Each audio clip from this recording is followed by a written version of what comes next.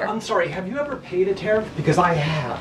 They don't get charged on foreign companies, they get charged on the importers. And ultimately, when we have fair and balanced trade, which the American people have not seen in decades, as I said at the beginning, revenues will stay here, wages will go up, and our country will be made wealthy again. And I think it's insulting that you are trying to test my knowledge of economics and the decisions that this president has made. I'm now regret giving a question to the Associated Press.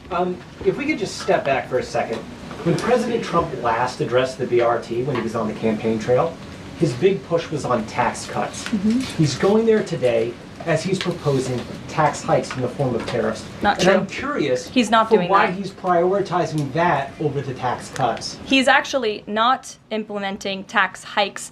Tariffs are a tax hike on foreign countries that, again, have been ripping us off. Tariffs are a tax cut for the American people, and the president is a staunch advocate of tax cuts. As you know, he campaigned on no taxes on tips, no taxes on overtime, no taxes on Social Security benefits. He is committed to all three of those things, and he expects Congress to pass them later this year. I'm sorry, have you ever paid a tariff? Because I have.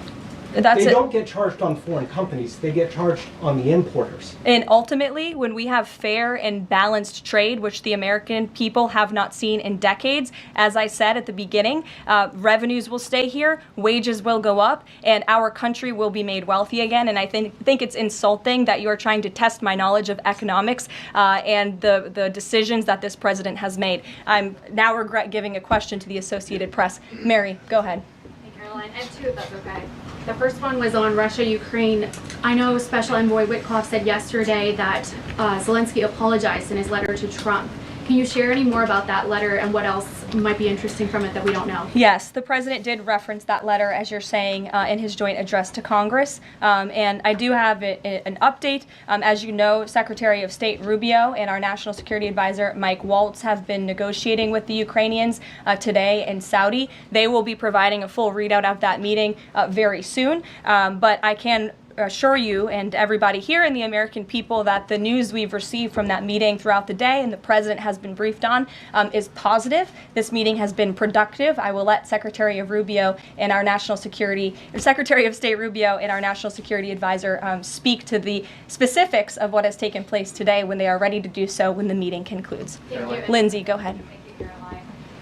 Referring to Mahmoud Khalil, the president has said this is the first of many arrests like this. Does the administration have a rough estimate of how many arrests you're planning to make similar? I don't have an estimate. I do know that DHS, based on very good intel that they have gathered at the direction of the president's executive order, which made it very clear to the Department of Homeland Security that engaging, as I said, in anti-American, anti-Semitic, pro-Hamas protests will not be tolerated. So since the president signed that executive order and since Secretary of Known has taken the oath at DHS, they have been using intelligence to identify individuals on our nation's colleges and universities, on our college campuses, who have engaged in such behavior and activity, and especially illegal activity. And so I don't have a readout on how many arrests will come, but I do know that DHS is actively working on it.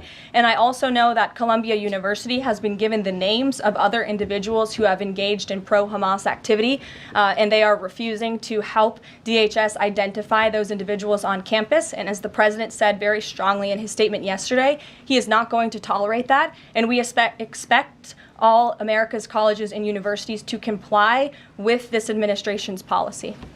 Jasmine. Thank you so much, Carolyn, for the question. On Canada, after all of these threats to increase tariffs or turn off electricity, I wonder, does this administration still consider Canada to be a close ally of the United States? Well, I think Canada is a neighbor. They are a partner. They have always been an ally. Perhaps they are becoming a competitor now. But as the president also laid out in his Truth Social post today, he believes that Canadians would benefit greatly from becoming the 51st state of the United States of America. And I actually looked into some of the research about the cost of living in Canada, and the cost of living is much higher than it is here in the United States of America. The average cost of a home in Canada is much higher. In Quebec, the highest tax rate for an income of $150,000 or more is 53.3%, more than half of Canadians' incomes they are being taxed on. So the president has made it clear that he believes Canadians would be better served economically, militarily, if they were to become the 51st state of the United States of America. Reagan. Thank you, Caroline. A week ago, Attorney General Bondi said a truckload of Epstein files had been delivered to her office from the SDNY. When can we expect those files to be released to the public? I would defer you to the Department of Justice. I don't have a timeline here. Do you have any update on the JFK files? I don't at this moment. Again, I would defer you to our DNI director, Tulsi Gabbard, and also the Department of Justice. I know that they are working on that diligently, as the president requested them to do. Christian. Thanks, Caroline. Two questions, since we've been talking a lot about tariffs. Have there been any updates on standing up the External Revenue Service to collect revenue from that? Well, we need reciprocal tariffs to go into effect first, and as you know, the president will be rolling those out on April 2nd, and then the next start of that process is collecting that revenue to ultimately create the External Revenue Service, which Secretary Lutnick is working very hard on and is quite enthusiastic about, if you have noticed from his media Can interviews. the president do that through executive action, or will it require legislation? Well, the president already signed an executive order to direct the Secretary of Commerce to establish the External Revenue Service, or at least to identify ways in which it can be done. I would defer you to the Department of Commerce for more on specifics on that. Sure, in the back. Thank you very much, Caroline. I have questions on South Korea and North Korea. First question, as you know, South Korean President Yoon has been released from illegal detention. What is the reaction of the United States as an ally? Is there a possibility of a summit with President Trump when President Yoon returns? Second question on North Korea. North Korea launched the several ballistic missiles into the west coast yesterday. What is the White House's reaction on this? Sure. Yes, I'll start with your question on North Korea. We condemn these actions, and we call on North Korea to stop their unlawful and destabilizing actions. As for South Korea, the U.S. and Republic of Korea's alliance is ironclad, and the Trump administration remains in close contact with our South Korean counterparts as we work together to promote a free and open Indo-Pacific. Sure. First question you didn't answer that release of South Korean president from jail. I don't have anything on that, but I can certainly check in with the National Security Council and get back to you. Sure, good to see you. Press Secretary, many are concerned about the validity of President Biden's official actions and also his pardons of the possible criminal actions of individuals such as his family members and Liz Cheney, as information is emerging that many of his official actions were auto-signed, possibly even the pardons, and without his knowledge or consent. Does the White House have any information available currently that Biden was actually the one that approved and signed those pardons? And second question, will the DOJ investigate whether President Biden's cognitive decline allowed unelected staff to push through radical policy and pardons without his knowing approval? I don't know the answer to that question, but I can check in with our folks here who may know the answer to that question and get back to you. Dasha, go ahead. You did a great job articulating the vision that President Trump has for what he believes his tariffs can do in terms of bringing jobs back to the United States. I asked you last week about how much Americans might need to buckle up for some short-term pain, a conversation that with the President and Treasury Secretary Scott Bessent have had with the people. I'm wondering,